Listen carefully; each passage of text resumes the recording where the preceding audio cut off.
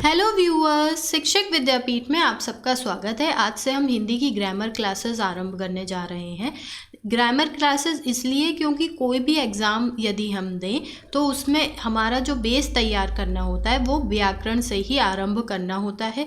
यदि हमारी व्याकरण अच्छी होगी तो हमारे मार्क्स भी अच्छे आएंगे और इस बात से कोई अंतर नहीं पड़ता कि कैसे क्वेश्चन हो और किस पे आधारित क्वेश्चंस हो। अब देखिए, हिंदी ग्रामर के क्वेश्चन आपको चाहे सेंट्रल का एग्ज़ाम हो, चाहे स्टेट का एग्ज़ाम हो, चाहे सीटेट हो या केवीएस हो, एनवीएस हो, सब में आपको इसके क्वेश्चंस मिलेंगे। हाँ, एक बात और, ये एक टारगेटेड वीडियो है कॉम्पिटिटिव एग्ज़ाम्स के लिए, तो मैंने इसमें परिभाषाएं और पेज भरने वाला कंटेंट नहीं रखा है। इसमें वही कंटेंट रखा है जिससे हमारे क्वेश्चन सॉल्व होंगे। डायरेक्ट क्वेश्चन सॉल्व करने के लिए फ्लो चार्ट्स के साथ, आपको ट्रिक्स के साथ ये वीडियो मिलने वाली है। तो चलिए आरंभ करते हैं। सबसे पहला, जब भी हम हिंदी व्याकरण या हिंदी आरंभ करते हैं तो सबसे पहले हम संज्ञा पढ़ते हैं। तो संज्ञा के जो क्वेश्चंस आते हैं वो अधिकतर उसके भेदों पे आते हैं, या फिर ये दे दिया जाता है, एक शब्द दे दिया जाता है, उससे पूछते हैं कि ये कौन सी संज्ञा है। तो आइए जानते हैं कि संज्ञा क्या होती है। देखिए, संज्ञा के अगर मूल शब्द को हम देखें तो उसमें मूल शब्द है ज्ञा। ज्ञा मतलब ज्ञान। देखिए, इसको कुछ लोग ना ऐसे बोलते हैं ज्ञान कह के, परंतु इसका जो सही उच्चारण है वो है ज्ञान का। देखिए, जब हम वर्णमाला पढ़ेंगे और उसमें जब हम हिंदी के जो और संधि है और उसके जो और वर्ण्स हैं उनको पढ़ेंगे तब हमें समझ में आएगा कि ये जो है ये ज्ञान नहीं होता है, ये ज्ञान होता है, ये ज्या है। तो हमें इसका जो संज्ञा का मूल शब्द है वो क्या मिला? ज्या। तो ज्या का जो अर्थ निकलता है वो निकलता है ज्ञान। तो संज्ञा मतलब ज्ञान। हमें किसी भी चीज़ के बारे में ज्ञान होता है तो हम उसे संज्ञा कहते हैं। अब देखिए, वैसे तो ये भी संज्ञा होनी चाहिए। अब इसका जो है उपसर्ग इसमें जो प्रयोग हुआ है वो है सम का। तो ब्रह्मांड की हर वह वस्तु जिसका अस्तित्व है संज्ञा कहलाती है। अब देखिए, हमें जिस भी चीज़ के बारे में ज्ञान मिले किसी शब्द से तो वो क्या हो गई? संज्ञा हो गई। किसी भी वस्तु जिसका अस्तित्व है वो क्या है? संज्ञा है। अब अगर व्युत्पत्ति के आधार पर देखें तो संज्ञा के 3 भेद हैं। देखिए, ये इनको मैंने इसलिए रखा है क्योंकि इस पे क्वेश्चन आ जाते हैं। कभी कभी यूपी टेट में भी क्वेश्चन आ चुका है, एक बार जो है वो सी टेट में क्वेश्चन आ चुका है, जबकि उसमें ऐसे क्वेश्चन नहीं आते हैं कि व्युत्पत्ति या उत्पत्ति या अर्थ के आधार पर संज्ञा के कितने भेद हैं, तो हमें पता होने चाहिए। देखिए, व्युत्पत्ति के आधार पर संज्ञा के 3 भेद हैं, जैसे कि ऋण, यौगिक और योग ऋण। ये 3 भेद हैं संज्ञा के व्युत्पत्ति के आधार पर। उत्पत्ति के आधार पर संज्ञा के 5 भेद हैं। अर्थ के आधार पर भी 5 भेद हैं। और आपने ये वाला जो क्वेश्चन है ये मैंने इसको हाईलाइट करके इसलिए लिखा है क्योंकि इस क्वेश्चन से, इस लाइन से जो है वो लगातार 2-3 बार क्वेश्चन आए हैं कि लिंग का निर्धारण संज्ञा के आधार पर होता है। क्वेश्चन होता है लिंग का निर्धारण हम किसके द्वारा करते हैं, तो उसमें विकल्प दे देते हैं, संज्ञा दे देते हैं, सर्वनाम दे देते हैं, विशेषण दे देते हैं, क्रिया विशेषण दे देते हैं, या फिर इसको थोड़ा घुमा के, जैसे सुपर टेट आता है तो उसमें घुमा दिया जाता है, या जूनियर का एग्ज़ाम होता है तो उसमें घुमा दिया जाता है। सी टेट में भी इस पर क्वेश्चन आ चुका है कि लिंग का निर्धारण हम किसके आधार पर करते हैं। तो लिंग का निर्धारण हम किसके आधार पर करते हैं? संज्ञा के आधार पर। अब संज्ञा देखिए, संज्ञा क्या है? नाम। संज्ञा अर्थात नाम। जिस भी शब्द से हमें ज्ञान मिले किसी भी वस्तु का वो क्या है? उसका नाम। और नाम मतलब संज्ञा। देखिए, मैं याद करने के लिए आपको बता रही हूँ कि अगर हम किसी को बुलाते, हम जानते नहीं है कि कोई व्यक्ति कौन है, तो अगर हमें उसका नाम पता चल जाए तो हमें पता चल जाता है कि ये स्त्री है या पुरुष है। तो उसी प्रकार से हम जब लिंग का निर्धारण करते हैं तो हम संज्ञा के आधार पर करते हैं। संज्ञा के मुख्य 3 भेद होते हैं, व्यक्तिवाचक संज्ञा, जातिवाचक और भाववाचक। जातिवाचक में भी 2 प्रकार होते हैं, समुदायवाचक, पदार्थ या द्रव्यवाचक। देखिए, अगर आप चाहते हैं कि मैं हिंदी के साथ साथ इसी से ही कनेक्ट करके इंग्लिश भी लेकर आऊँ और दोनों को साथ में मिला के आपको समझाऊं भी और साथ में उसके क्वेश्चंस भी कराऊं, तो हमें कमेंट बॉक्स में लिख के बताइएगा कि क्या आप चाहते हैं कि हम दोनों को एक साथ करें। जैसे आज हमने संज्ञा पढ़ी, कल मैं नाउन पढ़ा दूं और फिर उसके बाद आपको कनेक्शन दिखा दूं और या फिर साथ में पढ़ा दूं, तो क्या आप ऐसा चाहते हैं? तो अगर आप चाहते हैं तो हमें कमेंट बॉक्स में लिखिए, हम ज़रूर प्रयास करेंगे कि हम आपके लिए दोनों लेकर आएँ, साथ ही ट्रिक्स भी लेके आएँ ताकि आपकी इंग्लिश हिंदी दोनों एक साथ हो जाए। क्योंकि व्याकरण में देखिए संज्ञा, सर्वनाम, विशेषण, ये सारी जो चीज़ें होती हैं, नाउन, प्रोनाउन, एडजेक्टिव, फिर उसके बाद एडवर्ब आती है, क्रिया विशेषण आते हैं, तो ये सारी चीज़ें अगर मैं साथ में इंग्लिश हिंदी दोनों पढ़ाऊँगी तो शायद आपकी ग्रामर साथ में हो पाएगी और ज़्यादा अच्छे से हो पाएगी। परंतु यदि आप चाहेंगे तभी, क्योंकि इसमें बहुत ज़्यादा परिश्रम लगता है, मेहनत पूरी करनी पड़ती है, और यदि आप नहीं चाहते हैं तो हम संज्ञा तक ही रहते हैं। तो अभी हमने क्या पढ़ा, संज्ञा का जो है हमने एक इंट्रो ले लिया कि वो क्या है, इस शब्द का अर्थ क्या है और लिंग का निर्धारण किस आधार पर होता है, इनके कितने भेद हैं। अब देखिए इस वाले से इसका ये जो इंट्रो है, इससे ये वाली लाइन सबसे ज़्यादा इम्पोर्टेंट थी, इससे क्वेश्चन कई बार आ चुका है। उसके बाद इसके भेद से डायरेक्ट अब क्वेश्चन नहीं आते हैं। अब क्वेश्चन कहाँ से आते हैं कि शब्द दे दिया जाता है और उस शब्द में पूछता है कि वो संज्ञा का कौन सा भेद है।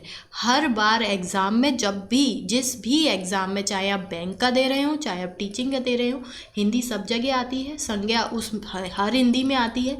तो इस पे आपको 1 से 2 क्वेश्चन मिलता है। 1 से 2 मतलब एक क्वेश्चन तो आपको डायरेक्ट मिलता है, एक शब्द दे दिया जाता है और पूछते हैं कि ये किस भेद से है, और एक क्वेश्चन जो है वो इनडायरेक्टली पूछा जाता है।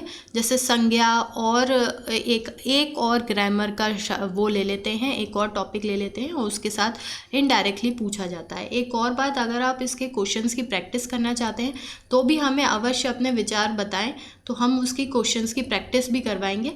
और प्रैक्टिस भी ऐसे नहीं कि बस ऊपर ही ऊपर से सरफेस से प्रैक्टिस करवाएंगे। जो भी अभी तक आज तक जितने भी एग्ज़ाम हुए हैं टीचिंग के, या जो भी कॉम्पिटिटिव एग्ज़ाम हुए हैं बड़े से बड़ा, जैसे कि यूपीएससी का से लेके सीटेट और यूपीटेट तक के सारे क्वेश्चन, अगर हम इस टॉपिक पे, जरा आप स्वयं सोचिए, अगर हम एक टॉपिक पर अभी तक आए हुए जितने भी क्वेश्चन हैं उन सबको सॉल्व कर लेते हैं, तो इसका अर्थ ये है कि हमने अपना एक टॉपिक अच्छे से कंप्लीट कर लिया। उसके बाद अब जब भी एग्ज़ाम, जो कि 1-2 महीने में होने वाले हैं, तो जब फॉर्म आएंगे तब हमें क्या करना होगा, रिवाइज़ करना होगा। तो हमें अभी से ही क्वेश्चंस की प्रैक्टिस करनी, अभी हमारे पास समय है। तो अगर आप चाहते हैं कि हम उन क्वेश्चंस की भी प्रैक्टिस करवाएं तो हमें बताइएगा, और अगर आपको लगता है कि इससे टाइम वेस्ट होता है तो आप उसको वो भी बताइएगा कि हम ऐसे क्वेश्चंस ना लेकर आएँ। तो जब हमने संज्ञा के भेद देखे, व्यक्तिवाचक, जातिवाचक, भाववाचक, तो देखिए व्यक्तिवाचक में क्या होता है, किसी विशेष स्थान, वस्तु और नाम का बोध कराएं ऐसे शब्द। जैसे कि हमने किसी का नाम लिया सीता, तो ये उस सीता यानी कि उस लड़की का विशेष रूप से नाम है, इसलिए ये क्या हुआ, उस व्यक्ति की पहचान है। देखिए मैं ये याद करने के लिए आपको बता रही हूँ, ये आवश्यक नहीं कि मैं ट्रिक लिखूँ उसके बाद आपको ये एक लाइन लिखूँ। ये समझ, अब हम सब बड़े हो चुके हैं तो इतना तो हमें समझ है कि व्यक्तिवाचक है जब किसी व्यक्ति की विशेष का, जब कुछ कोई भी चीज़, या ज़रूरी नहीं है कि वो व्यक्ति ही हो, वस्तु की भी जब हम विशेष रूप से उसी को संबोधित करते हैं तो वो व्यक्तिवाचक में आता है। जैसे कि सीता है, हम उस लड़की को विशेष रूप से संबोधित कर रहे हैं, तो क्या हुआ, ये व्यक्तिवाचक में आया। रामायण है, अब रामायण एक ही ग्रंथ है तो हम उस विशेष रूप से रामायण नाम के ग्रंथ को संबोधित कर रहे हैं, तो क्या हुआ, ये व्यक्तिवाचक। आगरा, लाल सागर, अब सागर तो बहुत है लेकिन जब हम लाल सागर बोल रहे हैं तो वो क्या है, व्यक्तिवाचक। एक और आप नोट करके इसको लिख लीजिएगा, नदियों जैसे कि गंगा, झील, समुद्र जैसे हिंद महासागर है, महीनों के, त्योहारों, स्थान, द्वीप के जो नाम होते हैं वो व्यक्तिवाचक संज्ञा में आते हैं। ठीक है। तो जब विशेष रूप से हम किसी को संबोधित करते हैं तो वो क्या हुआ, व्यक्तिवाचक में। जातिवाचक में क्या होता है, जब किसी शब्द से पूरे समुदाय का बोध होता है तो वो जातिवाचक में होता है। देखिए जाति वैसे भी एक बहुत कम्युनिटी को बोला जाता है, तो जब हम पूरे समुदाय को संबोधित करेंगे तो क्या होगा, जातिवाचक। जैसे कि त्योहार, अब कोई भी त्योहार हो सकता है। अब जैसे क्रिसमस आ रहा है, दिवाली गई है, होली आएगी, नवदुर्गे भी आएंगे, दशहरा है, तो ये सारे क्या हैं, बहुत सारे त्योहार हैं, कोई भी त्योहार हो सकता है। तो वो क्या हुआ, जातिवाचक। लड़का, अब पूरा लड़का, पूरी मेल कम्युनिटी आ गई इसमें, तो लड़का। शिक्षक, कोई भी शिक्षक हो सकता है। अब जातिवाचक के भी दो प्रकार हैं, समुदाय और द्रव्य पदार्थवाचक। अब देखिए समुदाय में जैसे हमने देखा सेना, पूरी की पूरी जो आर्मी होगी वो किस में आएगी, समुदाय में। कक्षा, आयोग, अधिकारी, गिरोह, ये क्या है, एक कम्युनिटी है। मैंने इन पे स्टार इसलिए लगाया है क्योंकि इन पे बेस्ड क्वेश्चन आते हैं और मैं अभी उनको भी अच्छे से एक्सप्लेन कर दूंगी। तो जब द्रव्य और पदार्थ की बात होती है तो नाप तोल का बोध कराने वाले शब्द, जैसे दूध, दूध को हम क्या करेंगे, नापेंगे। सोना, इसको तोलेंगे। पानी, लोहा, घी, चांदी, और जो भी हमारे एलिमेंट्स हैं जैसे sodium, potassium, helium, krypton, xenon, radon, ये सारी क्या है, गैसेस हैं। गैस भी इसी में ही आएंगी और आपके सॉलिड और लिक्विड भी इसी में ही आएंगे, जिसको नापना और तोलना पड़े। और जो गैस है उसको भी हम किस में लेते हैं, द्रव्य पदार्थों में। अच्छा, भाववाचक, जिन शब्दों से भाव, आकार, विकार आदि का बोध होता है, यानी हमारे भाव प्रकट होते हैं, आकार का बोध होता है या विकार का बोध होता है। हमारा कोई विकार है, हमारा गुस्सा है, क्रोध है, ये क्या है, विकार है हमारा। तो ये सब किस में आते हैं, भाववाचक में। जैसे भूख, भूख हमारी क्या है, भावनाएं, हम भूखे हैं। शादी क्या है, एक संबंध है, ये क्या है, हमारा भाव है। व्रत, ये भी क्या है, हमारा भाव है, हमने प्रण लिया है, हमने संकल्प लिया है व्रत का, तो ये सब क्या हुआ, भाववाचक में आया। देखिए व्रत पे क्वेश्चन आ चुका है, वो भी सीटेट में, तो व्रत क्या है, भाववाचक है। अच्छा, विशेष तिथि, कोई विशेष तिथि है, जैसे 15 अगस्त हो गई, 26 जनवरी हो गई, पुरस्कार हो गया, उपाधि हो गई, तो ये सब जैसे कि प्रधानमंत्री, कोई विशेष पद हो गया, लौह पुरुष, ये क्या हुआ, उपाधि हो गई। ऐसे सारी विशेषता वाले जो नाम होते हैं या कोई तिथि होती है, ये सब किस में जाते हैं, व्यक्तिवाचक संज्ञा में जाते हैं। जब नाम के साथ संबोधित किया जाए तो व्यक्तिवाचक। अब देखिए यहाँ पर बहुत कन्फ्यूजन होता है और हम आते हुए भी क्वेश्चन को गलत कर आते हैं, तो इसे अच्छे से देखिएगा। देखिए जब हम फल कहते हैं तो क्या होगा, जाति। फल क्या है, जाति है। पर जब हम कहते हैं सेब, केला, आम, तो ये क्या हुए, व्यक्तिवाचक संज्ञा में। एक और बात है, इसका जो क्वेश्चंस होते हैं ना, वो क्वेश्चन पे भी बहुत निर्भर करता है। अब अगर वहाँ पर लिखा हुआ है सेब का फल, तो ये व्यक्तिवाचक हो गया। क्यों, क्योंकि फलों में से एक सेब की बात हो रही है।